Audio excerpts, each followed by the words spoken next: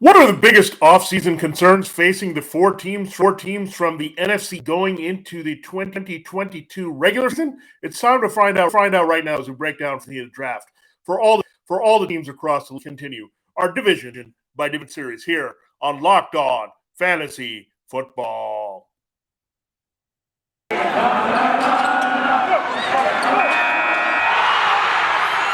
are Locked On Fantasy, your daily NFL fantasy podcast. Part of the Locked On Podcast Network, your team every day.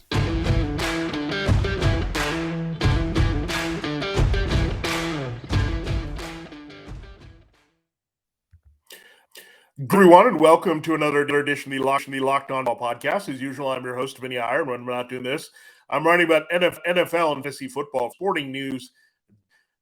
Out here, we're looking at the NFL Combine view of what's going on with the specs. We'll have the quarterbacks working out on Thursday. So eyes on whether any of those guys, franchise guys, where they'll go in the first round.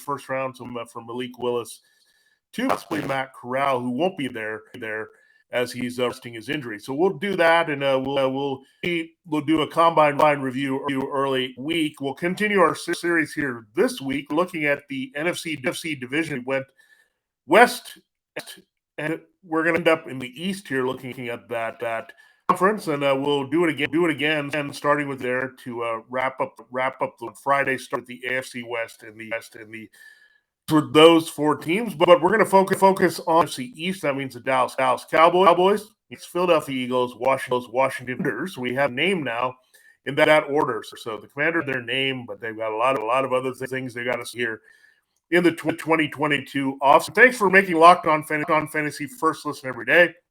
We are free and available for you on all platforms. Yeah, let's start with the Dallas Cowboys. That's a good place to start in the NFC East. Will focus our entire first segment. What are the biggest question marks facing the Cowboys? Well, really offensively, they only have one concern is Michael, free agent. So they're gonna have to figure that out. But we know with Amari Cooper, CeeDee Lamb there that they'll probably move on from Michael Gallup. You like Cedric Wilson, who's by the way a free agent, and they're gonna have to bring him back in some capacity. He did fill in pretty well for Gallup. So I think you're going to look for number two outside vertical elsewhere. And, they've paid Cooper well. Lamb's coming up too. They really like him. So there's not enough money to go around to all those wide receivers. There's also concerns here, trying to keep things intact there. So I think Gallup is going to be gone here from Dallas. So it'll be interesting to see where he lands up. I could see him end up maybe with the Commanders or with the Eagles as a guy to complement Devonta Smith on the outside. So wouldn't be surprised if Michael Gallup stays in the division. But his value on a lot of teams, maybe look Chargers if they can't keep Mike Williams. He's a guy that can stretch the field there with Keenan Allen playing off him. So a lot of different places for Michael Gallup. I've always liked skill set. He kind of got squeezed out a little bit. Cooper having the big one role coming over in the trade from the Raiders, and then them using a luxury, I think, first round pick on Lamb. We have another concern here, and Dalton Schultz is a free agent, but I think they're going to bring him back. He was a key part of the offense. Really settled in nicely with Dak. So I would say if they had a choice between Gallup, I think they would go Schultz because back we know Jason Witten was a key part of what did here. It gives them a little bit more scheme utility, using 11 personnel and 12 personnel if they wanted to tight ends. So that's why I think a little bit more valuable to what the Cowboys want to do than Michael Gallup. So Gallup has a chance to maybe break free, a bit more fantasy value here.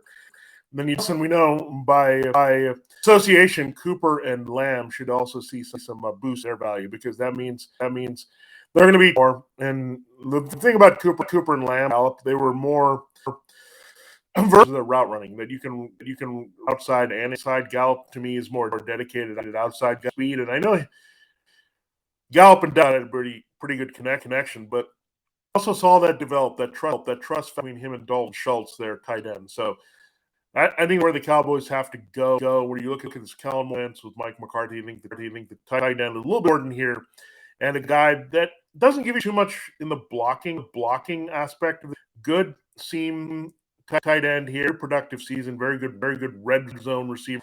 Gallup is pretty catch some 1 yard touchdown passes, but his strength more stretching the field. But I think they have it in Cooper and Lamb. So this Cowboys offense, that's a tweak here with Mike McCarthy influence. Kellen Moore, a little bit of that shorter, immediate stuff, work it, move the ball efficiently here, play off that running game. And that's the biggest question, who they keep at that position. And then defensively, they did have a lot of big plays from Trayvon Diggs and Mike Parsons, but they needed more consistency from the pass. They do have some free agent defensive lines. So that's going to be a big priority, getting linemen there. That's kind of the Grady Jarrett that can disrupt from the inside for Dan Quinn. He's had that type of player in Atlanta. So that's the player I think the Cowboys need up front to upgrade pass rush. They see some depth here. Randy Gregory is a free agent on the outside. So I think edge, inside, anybody who can get to the quarterback is going to be a priority. They're pretty good at linebacker. Leighton Van Der Esch is a free agent, so good chance he walks here as they move forward with the Micah Parsons and things on the second level. And I think they could also use a complimentary corner here to on Diggs, a guy that's not a gambler as much, but all in coverage, playing off that a little bit. Diggs is the ball, but not a shutdown type. He's a little bit marketers like with it. So they need some stability there. That developed with the Rams when they had Marcus Peters for a short time. Then they picked Jalen Ramsey, who's more of a shutdown type. So I think they just need to do that. So their pass defense could continue to upgrade. They were pretty good defense. We know, but I think they'll get better pressure up front, and therefore more chances for turnovers and big play in the back of it.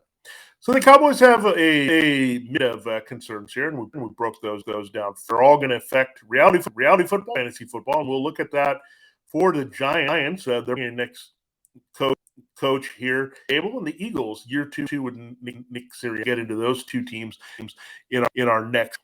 But first, I got to tell you that football season might be over, but basketball is in full steam for both pro hoops here. We know the NBA All-Star break is finished, so getting ready for the playoffs and the play there. A lot of excitement in the West between the Warriors and the Grizzlies and the Suns, and then you got the Nets and 76ers. All these teams, Bulls, Heat, trying to position themselves for the playoffs. From all the latest odds, totals, player performance, probably the next fired coach is going to land. BetOnline is the number one spot for all your sports betting needs. That includes college hoops. Don't forget about that with the events just around the corner for and NCAA. BetOnline remains the best spot for sports scores. Podcast this season. It's not just basketball. BetOnline.net is your source for hockey, boxing, and the Ultimate Championship odds. Big match featuring Jorge Masvidal. So check that out. And of course, any international events, including non-Olympics and golf here going forward. Head to the website, a mobile device, to learn more of trends and action at BetOnline. BetOnline.net. BetOnline, where the game starts. All right, we will tackle two teams here next segment here, looking at the offseason outlooks for the Giants and Eagles as we continue to look at the NFC East as a whole here. Thanks for making Locked On Fantasy Football your first listen every day. Make sure you're following Locked On NFL, Locked On Experts, covering the biggest stories around the NFL every Monday through Friday. That is now coaches talking to the combine, prospect, all that good stuff. In less than 30 minutes. It's free and available, just like this show, Locked On Fantasy Football, wherever you get your podcasts. Let's talk about the New York Giants. Blue has some big changes. They've hired Brian Daboll, the former Bills offensive coordinator, as their head coach. They also have Joe. He also comes from that organization. He's the manager. They're starting to make moves already, folks. And we look at the release this week of Devontae Booker, so they give him as a number two back, even though Barkley hasn't been durable, and Booker's had his moments, and Rudolph. So Evan Ingram, by the way, is a free agent. So the Bills' offensive influence may be coming in. So really, it comes down to, are they going to go with this offense? There's many things Giants could be thinking about. They have first-round picks. Remember, they had the deal with the Bears involving Justin Fields. So they got a double shot here, top 10 that can work with in the draft. So look to see what the Giants do. Offensive line is also moved on from Nate Solder. So Nate Solder was released, Devontae Book released, and Rudolph is gone as well. So are they switching to more 11 personnel? The Bills did have a lot of Dawson Knox in the target, but at heart they were trying to spread the field with 3 receivers. We saw the success they had last year for sure when they used Cole in the middle of the slot, with Stephon Diggs is the dominant number 1, and we saw Emmanuel Sanders do a little bit, but Gabriel Davis really emerged there. So I think it's going to be more 11. The question is, where do the Giants get these three reliable receivers? Ideally, I think they would like Kenny a big play threat in the kind of the Gabriel Davis vein. I think that's the way he would settle in. Tony, maybe being like Steph. That's the planning here. I mean, these are guys they invested highly in. I know it's a previous regime here. Galladay just couldn't stay healthy. I think he was just a bit utilized, but we saw Brian Daboll, big arm there of Josh Allen that could parlay here to Daniel Jones. So maybe Galladay will have a rebound, but you figure Galladay and Tony are going to get a second shot here. And I think Shepard would be your slot guy. That guy there's between those two. But I think the Giants should also be looking to upgrade at wide receiver. Need a little bit of speed there, big playability that they can trust. He's pretty good, but he's kind of like an inside type receiver with quickness. And I think ideally that's where they would want to go. I think Galladay might be the man out here. Shepard is a pretty reliable number 2. Maybe they look to a field stretching guy, Jameson Williams, if he's around there. I know he'll be around in the first round, but will he be around in the second if they just go offensive line there? And there, let's have Joe Dotson there, a Penn State who could second round. Later in the draft, you have a Warren Robinson. He might be a little bit redundant. Darius Toney's cut, but the bottom line is they need big players on this team and to deliver. So I think it was high that Galladay couldn't stay healthy coming over from a late acquisition in free agency, and he's good years with maybe underutilized there. Tony, if he stays, this kid can be special. We saw him blow up in that. He just has a second gear to him. And I think kind of caught in that dogs of Jason Garrett and Joe Judge, and they were just being too fancy in terms of old disciplining. I think Daboll a little bit was a Canadian sensation. They worked in different guys. So you look at Brian Daboll, what they did around Josh Allen should be parallel to what they do around Daniel Jones. And Daniel Jones, they really overworked the line pretty quickly. Landed and we're sure about that number 1 receiver. Stash some receiving depth behind. So maybe you have it already in place with the Galladay and Tony. Ingram, we'll see if he returns. It's been disappointing. I think you look at his skill set, but like Dawson Knox, but will Daboll want that, or will they want to go in a different direction? So there might be an opening there as well to go youngster. That's what they did with Allen there with the Bills. So you also have to look at the parallels. It's a copycat league, and people who carry over from one organization to the next copycat there. So excited to see what the Giants can do. I think they have a lot of upside here with Daboll over. Just more of an innovative coach. Remember, he's worked under Nick Saban. He's worked under Bill Belichick. Good experience. So I'm really looking forward to the Giants offense. A little bit more fantasy football relevant. The last thing with the Giants, Saquon Barkley. These rumors, is this it for Saquon Barkley? They're going to try to move him here. The problem is that it's hard to move a first-round running back. I don't think they'll pay him. We've seen become disastrous here. Leonard Fournette, the Jaguars, of course, he rebounded with the Buccaneers. Christian McCaffrey, he's had the big years with the Panthers, but high first-round pick. He's also had a lot of durability issues after he's been paid. So, John, looking at the cautionary tale here, and remember Daboll and Shane. What happened there? They had Devin Singletary, Zach Moss. They didn't invest a lot in running backs, so that could be go philosophy as well. With Barkley, and Barkley has to be on the field. He was pretty good last year overall, but still not a massive impact player. So if he has any value at all, he can move, and some be intrigued by him. Maybe it's the Bills. Look, we want to go all in with that type of team that needs that type of running back. We'll see, but yeah, that's the thing.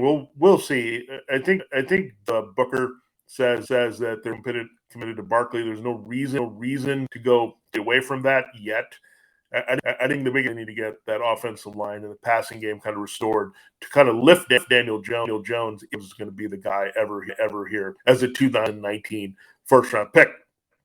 We spent quite a bit of time on the Giants. Let's move the Eagles here. good first year with Nick Sirianni. They make the playoffs. That's very long in the playoffs. But you look at the East, and they have some promise here.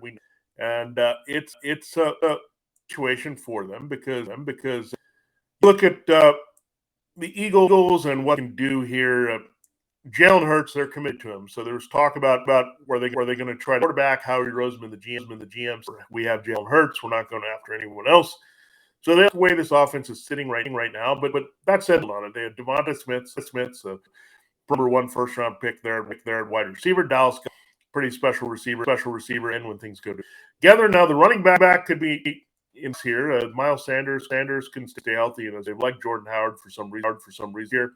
Boston Scott is a free agent. Kenneth Gainwell has some juice, and maybe they didn't like him a little bit more, but they could totally clean house and kind of reboot it at running back. That surprised me here to get into how critical it is playing off Jalen Hurts and his mobility and rushing skills. So Eagles have a lot. The big question is, are they sold on Jalen Reagor? I don't think. They got to go find more weapons for Jalen Hurts if they're going to use the passing game to be more legit. And Hurts, we know, pretty high floor in fantasy football because of his wheels, but can they add to it? Can his pass come to fruition here to make him a more complete fantasy football and reality player here for them to go forward? All signs point to they're not going to draft a quarterback and push away from Hurts. What more do they have?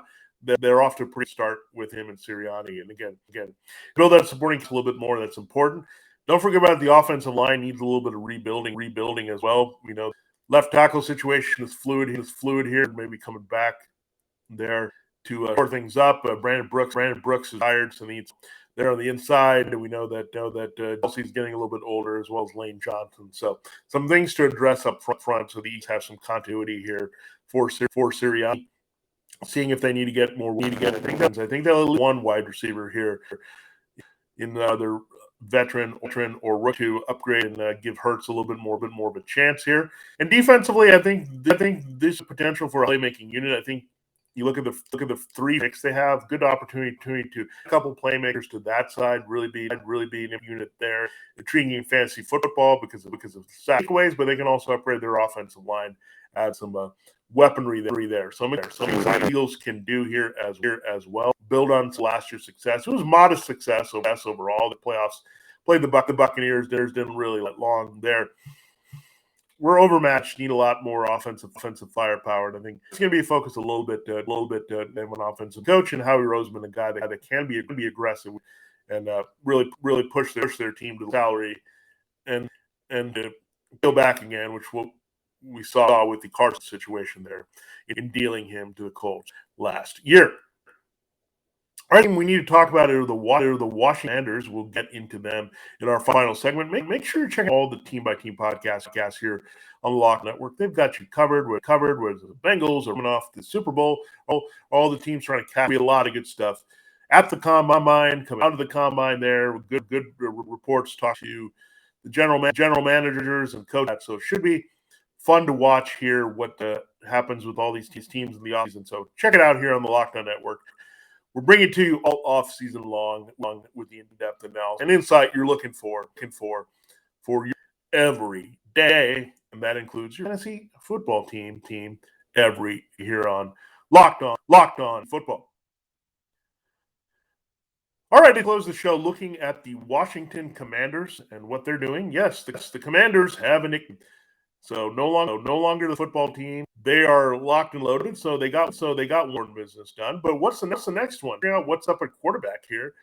Taylor Heineke, he did as best as he could here. Ryan Fitzpatrick to be the guy with a hip injury, bridge quarterback for Washington. So now the Commanders see that Fitzpatrick is an agent. Heineke is very limited here. So quarterback would seem to be a pretty high. They have a decent offensive line. I think they get a little bit better there. They'll lose Brandon Scherf probably. They won't franchise tag him for a third time. It's too expensive.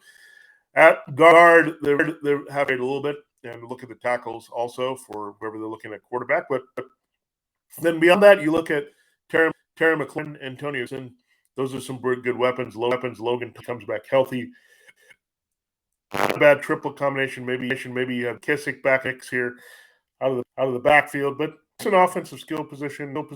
Curtis Samuel was a wipeout season last year. You still have Ron Rivera from the Panthers, so maybe being healthier will help them there. Even other guys like Sims, but you'd think they would upgrade that other spot. I think McLaurin has been flying solo, seeing a lot of attention here in coverage here. So I think it would really behoove Washington to look for some more weapons on top of getting a quarterback is going to be the priority. Do they bridge type? Do they bring back Fitzpatrick? Do they roll with Heineke? I don't think those are great options. People throwing out Trubisky, but I don't see how Trubisky all that much more confidence than he can develop a young quarterback. So I am taking Malik Willis here of Liberty as their first round pick, but I think there's some other quarterbacks in play. Pickett there at Pittsburgh. It's going to be interesting to see what the Commanders do at quarterback. But that's the number one thing you need to sort out here in 2022. Who's going to be center for Turner and Rivera? This upside offense, they need a power running game. Set up the ball. I think they could use some speed there. So Johnny could be good in the second round out of Alabama. You really either Alabama wide receiver, they could flip it and go for Williams first, and then quarterback like Carson Strong out of Nevada or Sam Howell is available there early round. So there's a lot of ways to look at it. This game must be upgraded here. I think the running game again is in decent shape. We saw even with Antonio Gibson out and on the shelf, they had Jared. So those pretty good 1-2 punch. Upgraded the line a little to recover from losing Scherf, but also big time for that passing game. Give McLaurin, Thomas, and Gibson some help here. Our quarterback and another wide receiver, that'll be huge here for Washington. And I will close looking at overall this division. I think it's anybody's division, the NFC East here in 2022. Cowboys won it last year, and they looked pretty. They weren't a perfect team. They were dependent on a lot of big plays on defense, and we know those don't carry over from 1-6. Eagles were a playoff team, so they're going to feel confident. Commanders just won this division 20, so they're going to look at it. And Giants are going to feel a lot better about the upside here with Brian Daboll coming in, potentially turning around and whispering Daniel Jones. Excited about this division as a whole because I think the offense is only going to get more promising and pleasing with some of the highs we had this offseason. I like Daboll. I having Sirianni there being an offensive McCarthy and more having that there for the Cowboys still going into another season. Turner and Rivera are going to get a lot of other. Good news for this division and the competitive, always competitive. These four teams, marquee franchises have won a lot of schools combined. They're going to go after it really hard every offseason. These owners are high demanding. They want some results here. So the Giants had to make that coaching move here to catch the Eagles, Cowboys, and Commanders with their stability there. So looking forward to it. And looking forward to the rest of the divisions here, all in the AFC for you in terms of the offseason outlook. Don't forget, we will start with the AFC tomorrow with the West. So we'll look at the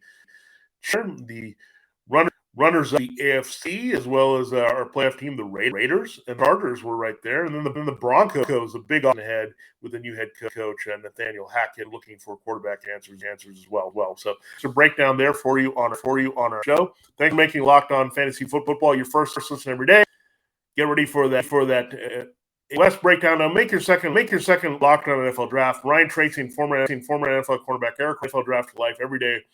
With inside analysis, college football prospects and NFL front offices. It's free and available wherever you get your podcasts. So Locked On Fantasy Football. Thanks so much for listening. We got you covered all offseason with our advanced scouting mode for fantasy football. For Locked On Fantasy Football. This has been Vinnie. Have a great day, and we'll close the week Friday looking at the AFC West.